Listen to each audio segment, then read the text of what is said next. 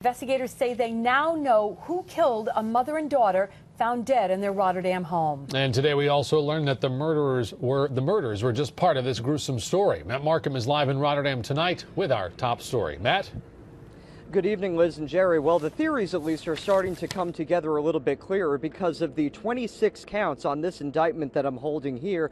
While a motive is still unclear, we're starting to understand what happened when in this homicide investigation as well. We're also learning a little bit more about the dynamic between the youngest of the two victims and the suspect. They had a continuing relationship and had an intimate relationship for a couple of years. And something happened during the course of that relationship just prior to the deaths of Tammy and Jessica, which angered him. The prosecution is painting a clearer picture of what may have happened in this Rotterdam home 2 weeks ago, in the process accusing Brice Rivenburgh of murdering Tammy and Jessica McCormack. Investigators believe Rivenburgh entered this home on Inner Drive 3 times between April 9th and 10th, once raping the younger McCormack, killing her and her mother, and stealing a TV. There wasn't a forced entry, and certainly he had been there in the past, although not in the recent past. In the second entry, Rivenburgh is accused of stealing food. The third points to a possible cover-up.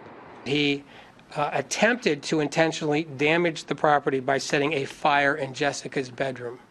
Rivenburgh's evidence tampering charges appear on the timeline after he left Inner Drive, burning documents with his name on it as he drove away in a car later confiscated, and text messages investigators say were sent to Jessica after her death. The first text message were words to the effect of, "Do you want to hang out today?"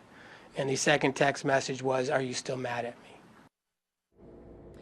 District Attorney Carney tells me that arraignment is scheduled tomorrow morning in Schenectady County Court, and if Mr. Rivenburgh is convicted on the murder charges, he could face life in prison without parole.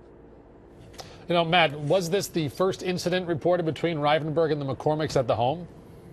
Well, it possibly wasn't, because as part of the indictment here, there's 2 counts here that include an implication that Mr. Rivenburgh took some gift cards from the house at one point and was in possession of them when this whole investigation began 2 weeks ago. We also know, as we've reported earlier, that Mr. Rivenburgh had some kind of a background when it comes to contact with police. That wasn't necessarily connected to the McCormack house, though.